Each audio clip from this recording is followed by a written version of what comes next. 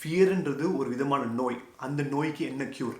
நம்மளோட day to day லைஃப்பில் நம்ம நிறைய பேரை கன்வின்ஸ் பண்ண ட்ரை பண்ணுறோம். அதுக்கு ஒரு டேலண்ட் தேவைப்படுது. அந்த டேலண்ட்டை எப்படி டெவலப் பண்ணணும் பார்க்கலாமா?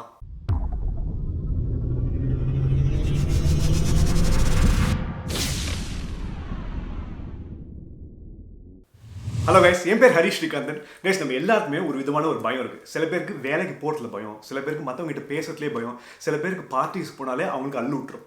ஸோ ரால்ஃப் வால்டோ எமர்சன் சொல்லிட்டு ஒரு ஃபிலாசபர் என்ன சொல்கிறாருன்னா, fear defeats more people then any other thing in the world. அதுக்கு என்ன அர்த்தம்னா, உலகத்தில் மற்ற எல்லா விஷயத்தோட நம்மளை ஜாஸ்தி தோக்கடிக்கிறது எது தெரியுமா? நம்மளோட பயம் தான்.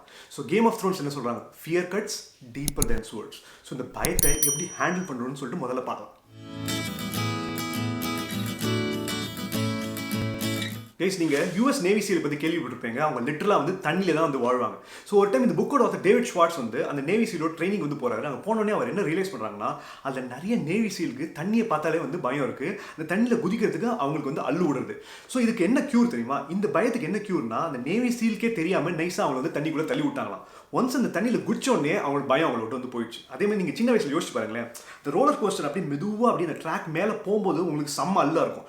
டாப்பில் இருக்கும்போது ரொம்ப பயப்படுவீங்க. ஆனால் சட்டுன்னு அது கீழே வந்தோடனே அந்த பயம்லாம் போயிடும். அதாவது முன்னாடி இருந்த பயம் ஒரு விதமான ஆக்ஷன் எடுத்ததுக்கப்புறம் ஏன் போச்சு?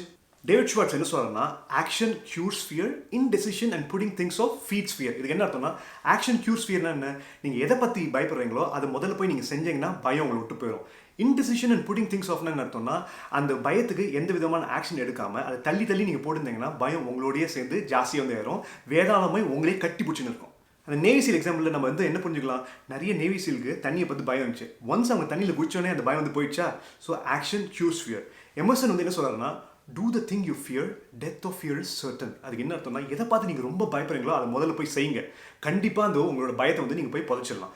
ஸோ ஃபியூச்சரில் சின்ன பயமாக இருந்தாலும் சரி, பெரிய பயமாக இருந்தாலும் சரி, இந்த கேள்வியை கேளுங்க. ஸோ நீங்கள் என்ன கேள்வி கேட்கணும்னா, என்னோட பயத்தை போகிறதுக்கு நான் என்ன ஆக்ஷன் எடுக்கணும்? ஸோ எக்ஸாம் பார்த்தாலே பயமாக இருக்கா? நிறைய எக்ஸாம் எடுங்க.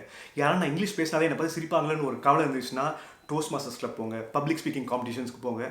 பேச பேச அந்த பயம் போயிடும். ஏதாவது கோல் செட் பண்ணால் அதுக்கு ரிசல்ட் வராமல் போயிடுமே அப்படின்னு ஒரு பயம் இருந்துச்சுன்னா உடனே ஆக்ஷன் எடுங்க. அதை இம்ப்ளிமெண்ட் பண்ணுங்கள். அந்த கோலை ஸ்டார்ட் டேக்கிங் ஆக்ஷன். கைஸ், நான் இவ்வளோ புக்ஸ் படிச்சிருக்கேன். ஃபியருக்கு ஆக்ஷன் தான் ஒன்லி சொல்யூஷன். கைஸ், பயத்துக்கு இந்த ரெண்டு விஷயத்தை பண்ணுங்க. முதல்ல ஒரு தெளிவு தேவை. அதாவது எதை பற்றி பயப்படுறோம்னு சொல்லிட்டு கண்டுபிடிங்க. ரெண்டாவது ஏதாவது ஒரு ஆக்ஷன் எடுங்க. எமர்சன் என்ன சொல்கிறாருன்னா, எதை பார்த்து நம்ம ரொம்ப பயப்படுறோமோ அதை தான் முதல்ல நம்ம செய்யணும். ஸோ அந்த பயத்தை அப்படியே ஒரு ஸ்டாப் சைன் மாதிரி பார்க்காம அப்படியே ஒரு க்ரீன் லைட் மாதிரி பார்த்துட்டு அப்படியே ஒண்டி கொண்டி பார்த்துருங்க. ஓகேவா? அது அப்படியே அந்த பயத்தை ஃபேஸ் பண்ணுங்க. அப்படி போயிட்டே இருங்க. கைஸ், இது நல்லா மண்டையில் ஏற்றிக்கங்க. ஃபியர் தானாக போகவே போகாது. நம்ம தான் அது ஏதாவது செய்யணும். ஸோ ஒரு முதல் சேலஞ்ச் என்னென்னா, நாளைக்கு நம்ம என்ன ரிஸ்க் எடுக்க போகிறோம்னு சொல்லிட்டு இன்றைக்கே நீங்கள் பிளான் பண்ணுங்கள். டெய்லி ஒரு குட்டி குட்டி ரிஸ்க் எடுங்க. ரெண்டாவது, எப்பெல்லாம் உங்களுக்கு பயமாக இருக்கோ முதல்ல அதை போய் ஃபேஸ் பண்ணுங்கள். அதுக்கு ஏதாவது ஒரு ஆக்ஷன் எடுங்க. He who is not conquering fear has not learned the secret to life.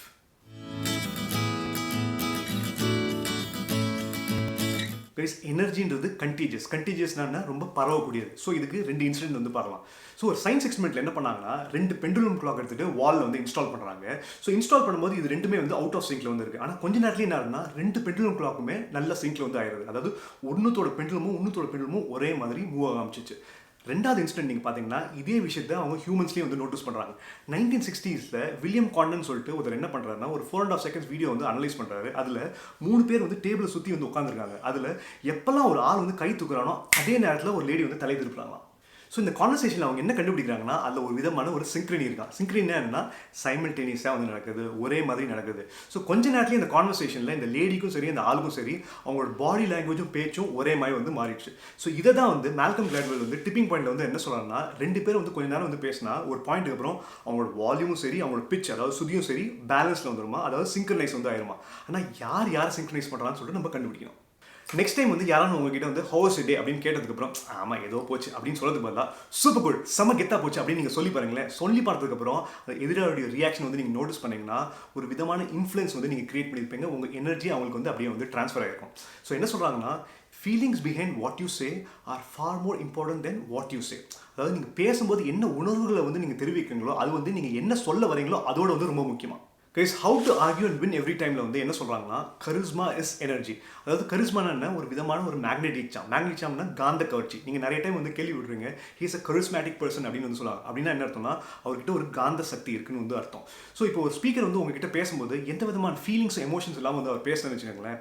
இப்போ நானே வந்து உங்ககிட்ட பேசும்போது ஹலோ கைஸ் என் பேர் வந்து ஹரிஷ் ஸ்ரீகாந்த் பார்க்கலாமா அப்படின்னு சொன்னேன்னா ஏதாவது ஒரு எனர்ஜி வந்து உங்ககிட்ட ட்ரான்ஸ்ஃபர் ஆகுதா. ஸோ என்னால் அந்த கரிஸ்மா கிரியேட்டே பண்ண முடியாது. கைஸ் அந்த கரிஸ்மான்றது எப்போ தெரியுமா நடக்கும், அந்த ஸ்பீக்கரோட ஃபீலிங்ஸ் வந்து அந்த ஆடியன்ஸ் அதாவது அந்த எதிராளியை போய் வந்து ரீச் ஆகும். இப்போ நீங்களே யோசிச்சு பாருங்க, ஹலோ கைஸ் என் பேர் ஹரிஷ் ஸ்ரீகாந்த் பார்க்கலாமா இப்படி சொல்லும் போது தான் என்னோட ஃபீலிங்ஸோட பியூரஸ்ட் ஃபார்ம் தெரியுமா அது உங்களை வந்து ரீச் பண்ணுறது. ஸோ இதனால தான் சொல்கிறாங்க selling is transference of emotion. So இந்த உணர்ச்சிகள் இங்கேருந்து உங்களை வந்து சேர்றது. ஸோ எமோஷன்றது ஒரு விதமான காய்ச்சல் மாதிரி ஹைலி கண்டீஜியஸ். ஸோ உங்களோட எமோஷன்ஸை ஈஸியாக நீங்கள் வந்து ஸ்ப்ரெட் பண்ணலாம். கைஸ் நம்மளோட லைஃப்பில் நம்ம நிறைய பேர் வந்து கன்வின்ஸ் பண்ண ட்ரை பண்ணுறோம், அதாவது சம்மதி வைக்கிறோம் இல்லையா. ஸோ அதுக்கு நீங்கள் எக்ஸாம்பிள்ஸ் பார்த்தீங்கன்னா நம்ம கஸ்டமர் கிட்ட போய் இந்த ப்ராடக்ட்டை விற்க ட்ரை பண்ணுறோம், எம்ப்ளாயிஸ் கிட்ட போயிட்டு இந்த கம்பெனியோட விஷன் ஏன் இம்பார்ட்டன்ட் சொல்ல ட்ரை பண்ணுறோம், டீச்சர் கிட்ட போய் என்னோட கிரேட் ஏற்றுன்னு சொல்கிறோம், கிட்ஸ் கிட்ட தேசஞ்சு சீக்கிரம் வந்து பெட்டுக்கு போகுதுன்னு சொல்லிட்டு நம்ம எல்லாருமே நம்ம கன்வின்ஸ் பண்ண ட்ரை பண்ணுறோம். ஸோ ஆனால் how much enthusiasm am I bringing to the table? எந்த அளவுக்கு என்னோட உற்சாகத்தை நான் வந்து அந்த கான்வர்சேஷன்லையோ எதிராளிகிட்ட நான் பேசும்போது கொண்டு வரேனோ அவ்வளோக்கு அவ்வளோ இம்பாக்ட் வந்து இருக்கும். இப்போ நீங்கள் வந்து எதிராளி வந்து கன்வின்ஸ் பண்ணணும் நீங்கள் ட்ரை பண்ணிங்கன்னா உங்களோட உற்சாகம், உங்களோட எனர்ஜி, உங்களோட எமோஷன்ஸ், உங்களோட ஃபீலிங்ஸ் இது எல்லாத்தையும் நீங்கள் ஜாஸ்தி பண்ணிங்கன்னா ஆட்டோமேட்டிக்காக அவங்க கன்வின்ஸ் ஆவாங்க. ஸோ உங்கள் லைஃப்பில் என்தூசியாசம் வந்து கொண்டு வரணும்னா இந்த 4 விஷயத்தை வந்து பண்ணுங்கள். முதல்ல ஸ்பைஸ் இட் அப். நீங்கள் தான் உங்கள் லைஃப்பில் வந்து நிறைய வந்து மசாலா வந்து ஆட் பண்ணிக்கணும். யாருக்கான கை கொடுங்களேன், நல்லா ஸ்ட்ராங்காக போல்டாக வந்து கொடுங்களேன், அதில் உங்களோட உற்சாகம் வந்து வெளியில் தெரியும். நல்ல ஒரு வைடாக ஒரு ஸ்மைல் கொடுங்க. ரெண்டாவது லா லா லா லா லா லா லா லா லா லா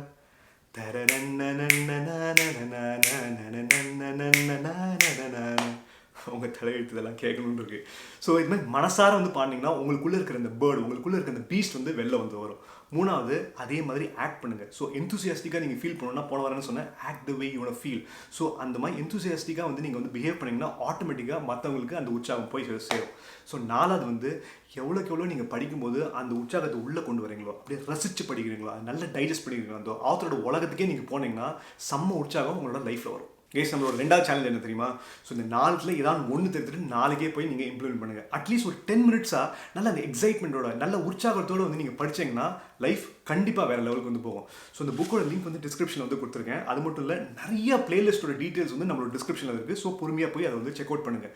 ஸோ அடுத்த வாரம் வந்து நம்மலாம் ஏன் கிரேட், நம்மளோட ப்ராப்ளம்ஸ் எப்படி ஹேண்டில் பண்ணுறது, பெரிய பெரிய கோல்ஸ் எப்படி அச்சீவ் பண்ணுறதுன்னு சொல்லிட்டு நம்ம பார்க்க போகிறோம். அதுவரை ஹரிஷ் ஸ்ரீகாந்தன் சைனிங் ஆஃப்.